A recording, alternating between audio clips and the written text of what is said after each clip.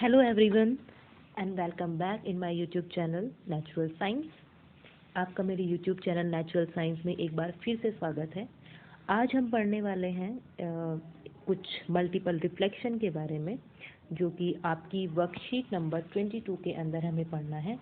आज की worksheet number 22 है, क्लास है 8 और डेट है आपकी 16 दिसंबर 2020।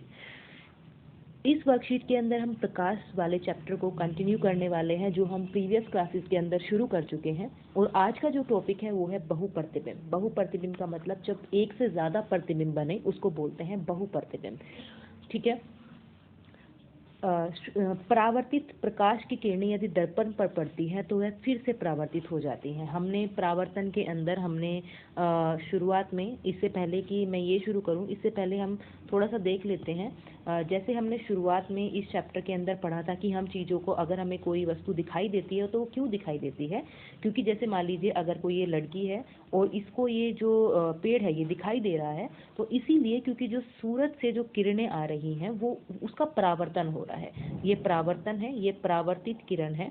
ठीक है, परावर्तित किरण है। तो इस परावर्तन के कारण जो ये ट्री है, जो ये पेड़ है, ये इस लड़की को दिखाई दे रहा है। मतलब जो ये रे है, मतलब जो ये किरण है, इस पेड़ पर पड़ी, इस पेड़ से रिफ्लेक्शन हुआ, परावर्तन हुआ, और परावर्तन के बाद जो किरण है वो इस लड़की की आंखों में गई। तो उस परावर्तित किरण की वजह से जो ये पौधा है या जो वृक्ष है ये इस लड़की को दिखाई दे रहा है। ऐसा कुछ परावर्तन के अंदर हमने पढ़ा था। जैसे अगर आपको याद हो, जैसे अगर मान लीजिए ये कोई मिरर की सरफेस है, कोई दर्पण है, ठीक है, ये दर्पण है, और दर्पण पर क्या है कि कोई किरण आई और किरण आने के बाद, टकराने के बाद वापस चली गई।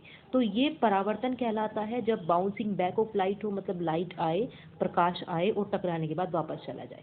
तो इस तरीके से परावर्तन होता है। अब मान लीजिए अगर मैं एक जो मिरर है या जो दर्पण है उसको यहाँ पर रख दूँ, एक दर्पण हमने यहाँ रख दिया, तो ये अब जो ये रे है, अब जो ये प्रकाश की किरण है ये इस पर गई और यहाँ से टकराने के बाद फिर वापस चली जाएगी। ठीक है, ऐसे ही मान लीजिए मैंने दर्पण एक यहाँ पर रख दिया, तो अब की बार जो ये रे है, जो किरण है, यहाँ से टकराई और इस तरीके से मतलब वापस ऐसे चली जाएगी। तो इसको हम बोलते हैं कि ये एक से ज़्यादा बार परावर्तन हुआ, मतलब बार बार परावर्तन हो रहा है। बार बार परावर्तन होने की वजह से बहुप्रतिबिंब बनते हैं। मतलब एक बार यहाँ टकराई, फिर यहाँ टकराई, फिर यहाँ दर्पण रख दिया, फिर यहाँ से परावर्तन हो गया, फिर आपने यहाँ रख दिया, फिर यहाँ से परावर्तन आप आगे रख देंगे तो होता चला जाएगा। तो इसको बोलते हैं कि एक से ज़्यादा बार परावर्तन होना। अब देखिए, परावर्तित प्रकाश की किरणें यदि दर्पण पर पड़ती हैं तो वह फिर से परावर्तित हो जाती हैं। याद कीजिए, जब पिछली बार आप किसी हेयर ड्रेसर के पास गए थे तो उसने आपको एक दर्पण के सामने बैठाया था। कभी आप गए हो इस तरीके से, अगर देखिए, अगर मेरे, हाँ ये देखिए, ऐसा होगा कि कभी आप हेयर ड्रेसर के पास गए होंगे, कटिंग कराने के लिए गए होंगे, तो उसने आपको ऐसे चेयर पर बिठाया होगा और उसने जब आपका कटिंग कर दिया होगा तो पीछे मतलब इस तरीके से एक शीशा लगाया होगा कि भाई देख लो अपना जो कटिंग है वो कैसा हुआ है। ठीक है, तो ऐसा क्यों होता है? देखिए, अगर मुझे ये अपनी इमेज इसमें दिखाई दे रही है शीशे में, तो क्यों? क्योंकि मेरे ऊपर पड़ने वाली जो प्रकाश की किरण है वो यहाँ टकराई, मतलब मेरे ऊपर आई, यहाँ से परावर्तन हुआ, परावर्तन के बाद इस शीशे में टकराई, शीशे से टकराने के बाद फिर परावर्तन हुआ, मेरी आंखों में गया। ठीक है, तो मुझे अपनी इमेज सामने दिखाई दी। अब मान लीजिए जो कुछ परावर्तित किरणें हैं वो इस जो ये पीछे शीशा रख रखा है उसमें गई, फिर वहां से परावर्तन होने के बाद फिर दोबारा से सामने वाले शीशे में गई, सामने वाले शीशे से फिर मेरी आंखों में गई, तो मुझे पीछे वाला जो बैक व्यू है पूरा, मतलब पीछे का जो हिस्सा है उसका सारा मुझे जो मतलब मेरे हेयर हैं, जो भी आपका कटिंग है वो आपको दिखाई दिया। तो इस तरीके से होता है एक से ज़्यादा बार परावर्तन। और हम इसी वजह से जो ये दुकान, मतलब जो कटिंग होते हैं हेयर ड्रेसर, उनमें देखा होगा ये तो छोटा शीशा है, बड़ी बड़ी दुकानों में क्या होता है, इस तरीके से बहुत सारे मिरर लगे होते हैं आगे पीछे, और आपको अपना पूरा व्यू दिखाई देता है, आगे पीछे बैक व्यू, फ्रंट व्यू, सब कुछ दिखाई देता है। इसी वजह से, क्योंकि एक से दूसरे में, दूसरे से तीसरे में परावर्तन की वजह से हमें अपनी सारी जो पूरा जो व्यू है वो दिखाई देता है। ठीक है, अब देखिए आगे, बाल कटने के पश्चात उसने आपको पीछे की ओर एक दर्पण रखा था। उस दूसरे दर्पण की सहायता से आप अब सामने वाले दर्पण में यह देख सकते थे कि आपके बाल कैसे कटे हैं। ठीक है, परावर्तित प्रकाश किरणों को पुनः किसी दर्पण की मदद से परावर्तित किया जा सकता है। जो परावर्तित किरणें हैं, अगर आप दूसरा दर्पण रख दोगे तो दोबारा से परावर्तित वो हो जाती हैं। जैसे मैंने आपको बताया कि अगर ये एक दर्पण है यहाँ पर, अगर ये एक दर्पण है यहाँ पर, मतलब परावर्तन हुआ, आप यहाँ पर रख देंगे तो फिर परावर्तन होगा, आप यहाँ पर रख देंगे फिर परावर्तन होगा, और रख देंगे तो फिर परावर्तन होगा। तो इस तरीके से परावर्तन हो सकता है अगर एक से ज़्यादा दर्पण रखे जाएं, ठीक है, जिससे एक से अधिक प्रतिबिंब आ सकते हैं। प्रतिबिंब की संख्या दर्पण के बीच बनने वाले कोण पर निर्भर करती है। कितने प्रतिबिंब बनेंगे वो इस चीज़ पर निर्भर करता है कि बीच में कोण कितने हैं। जैसे मान लीजिए मैंने ये दो दर्पण रखे और ये दो दर्पण जो है वो 90 डिग्री पर रखे हैं, आपस में इनके बीच में जो एंगल है वो 90 डिग्री का है, ठीक है। तो इनके बीच में कितने प्रतिबिंब बनेंगे ये इस चीज़ पर डिपेंड करता है कि इनके बीच में एंगल कितना है। कैसे निकालेंगे, उसके लिए एक छोटा सा फॉर्मूला है, 360 डिवाइड बाई थीटा -1। अब जो ये थीटा है ये वो एंगल है जो इन दो दर्पणों के बीच में है। जैसे इस दर्पण के बीच में, इन दो दर्पण के बीच में 90 डिग्री का एंगल है, तो हमने 90 रखा, -1, एक जीरो से एक जीरो कटी, 9 4 जा 36, और 4 - 1 कितना आ जाएगा 3, मतलब 3 प्रतिबिंब बनेंगे। इसे हम इस तरीके से समझ सकते हैं कि अगर मान लीजिए हम क्या करें, मान लीजिए हमने क्या किया, अगर ये दो दर्पण रखे और इनके बीच में हमने कोई मान लीजिए कैंडल रखी, कोई मोमबत्ती रखी, तो जब आप उस मोमबत्ती को यहाँ पर रखेंगे तो उस मोमबत्ती की आपको तीन इमेज दिखाई देंगी, मतलब वो 3 मोमबत्ती आपको दिखाई देंगी। मतलब जैसे हमें अगर हम मिरर के सामने खड़े होते हैं तो अपने आप हम एक दिखाई देते हैं, लेकिन अगर दो मिरर को आप इस तरीके से 90 डिग्री पर रख देंगे तो वो आपको 3 इमेज दिखाई देगा, मतलब आपकी उसमें 3 इमेज दिखाई देंगी। आप इसको अपने घर पर करके देख सकते हैं कि आपने दो जो मिरर हैं, दो जो दर्पण है, दो शीशे, जो ऐसे शीशे जिसमें आप अपनी रोज शक्ल देखते हैं ना सुबह को उठ के, इस तरीके से छोटे वाले जो शीशे होते हैं उनको लीजिए और उनको इस तरीके से रखिए और उनके बीच में कोई सामान रखिए, तो उसमें आपको उसकी 3 इमेज दिखाई देंगे, ठीक है। अब जैसे जैसे आप एंगल बदलते जाएंगे, मान लीजिए मैंने 90 डिग्री लिया था, अब कुछ और ले लीजिए, मान लीजिए 60 डिग्री ले लेते हैं। अगर हमने 60 डिग्री एंगल लिया तो 360 डिवाइड बाई 60 रखेंगे, -1 रखेंगे, तो ये 6 बार कट जाएगा, तो 6 - 1 मतलब 5, तो उसमें आपको 5 इमेज दिखाई देंगी। तो ये डिपेंड इस चीज़ पर करता है कि एंगल कितना है, तो कितनी इमेज है वो इस चीज़ से पता हम कर सकते हैं। अब आगे देखिए, आपने कक्षा 6 में पेरिस्कोप के बारे में जाना, हमने पेरिस्कोप देखा था कक्षा 6 में। पेरिस्कोप में दो समतल दर्पणों का उपयोग किया जाता है जो परावर्तित प्रकाश को पुनः परावर्तित कर देते हैं। मतलब पेरिस्कोप में यही होता है कि दो जो दर्पण है उनका प्रयोग किया जाता है जो कि आपस में, जो कि क्या करते हैं, बार बार जिसमें बार बार परावर्तन होता है, मतलब जो प्रकाश की किरणें हैं वो बार बार परावर्तित होती हैं।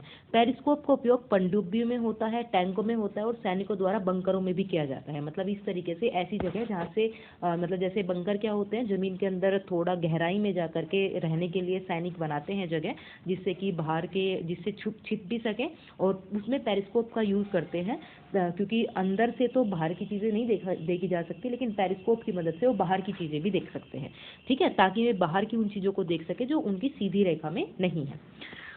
तो उसके बाद हमें बहुमूर्तिदर्शी कैल्डियोस्कोप में बहुपरावर्तन से भांति भांति के आकर्षक पैटर्न बनते हैं। हमें कैल्डियोस्कोप के बारे में पढ़ना है, जिसको हम हिंदी में बहुमूर्तिदर्शी बोलते हैं। दरअसल इसमें क्या होता है, बहुत सारे आपको पैटर्न दिखाई देंगे और आप अपना स्वयं को बहुरूप दर्शक बना सकते हैं, ठीक है। कैल्डियोस्कोप में मैं आपको दिखा दूँ, कुछ इस तरीके की आपको इमेज दिखाई देती है, मतलब बहुत सुंदर सुंदर पैटर्न आपको उसमें नजर आएंगे। इस तरीके कैल्डियोस्कोप होते हैं जो आपको दिख जाएंगे इस तरीके से, ठीक है। ये कैल्डियोस्कोप हैं, ये सारे के सारे। इसमें क्या होता है, जब आप एक साइड, मतलब इसमें अंदर आप कुछ कलरफुल रख देते हैं तो दूसरी साइड है, जब इधर से आप देखेंगे तो आपको बहुत सुंदर सुंदर पैटर्न नजर आएंगे, मतलब बहुत सारे डिज़ाइन बन जाएंगे। जैसे जैसे आप घुमाते रहेंगे ऐसे ऐसे अलग अलग डिज़ाइन बनते चले जाते हैं, ठीक है। तो ये कैल्डियोस्कोप ये कैसे बनाएंगे आप, यही हमें पढ़ना है आज की वर्कशीट के अंदर। ये देखिए, आपको क्या चाहिए, बहुत सिंपल सा है, आप अपने घर में आराम से बना सकते हैं।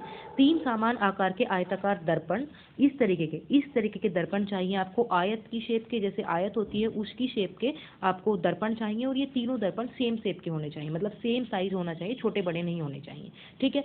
कार्ड शीट और कांच के टुकड़े, कुछ छोटे छोटे मतलब त्रिकोणीय कांच के टुकड़े, इस तरीके के कांच के टुकड़े आप ले लेंगे, ठीक है। और सेलो टेप और रबर बैंड, ये सारी चीज़ें आपको चाहिए कैल्डियोस्कोप बनाने के लिए। और बहुत ईजी है, कुछ भी नहीं है, बहुत सिंपल है और बहुत सुंदर बनता है।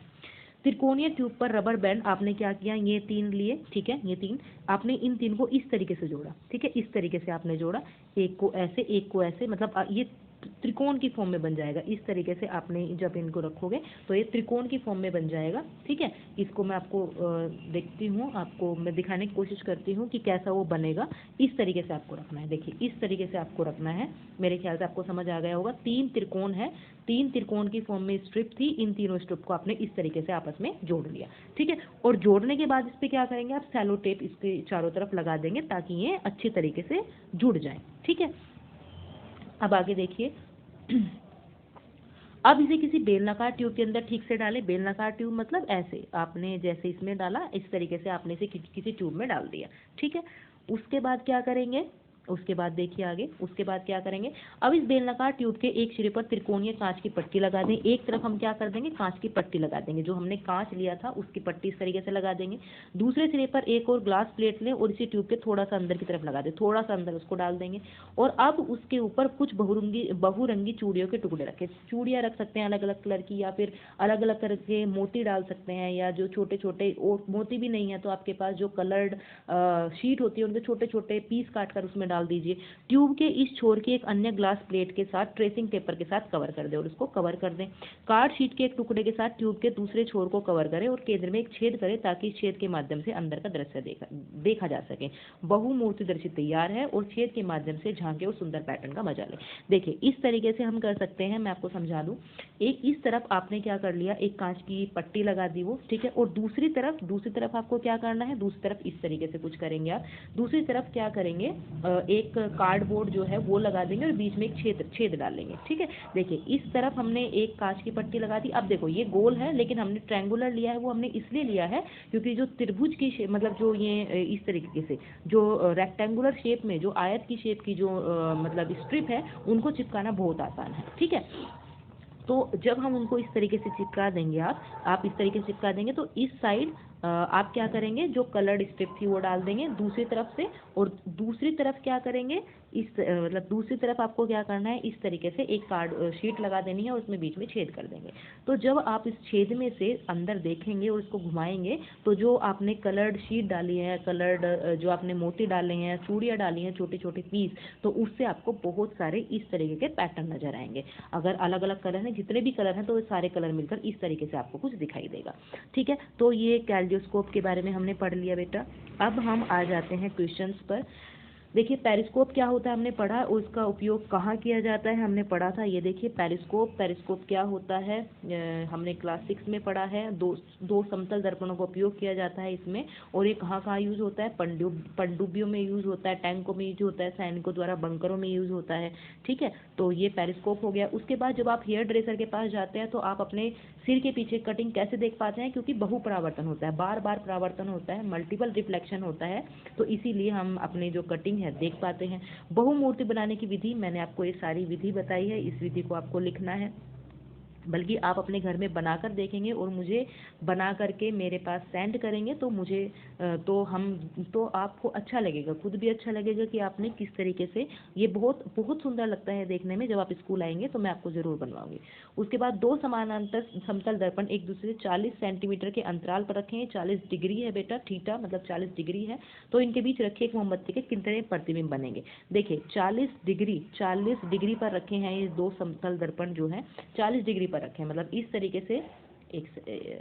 तरीके से मतलब जो दो दर्पण है वो 40 डिग्री पर रखे हैं लगभग। ठीक है, तो और इनके बीच में कोई मोमबत्ती रख दी इस तरीके से। तो उसने पूछा है कि इसमें कितने प्रतिबिंब बनेंगे, तो मैंने बताया कि आपके पास एक फॉर्मूला है 360 डिवाइड बाई थीटा माइनस 1।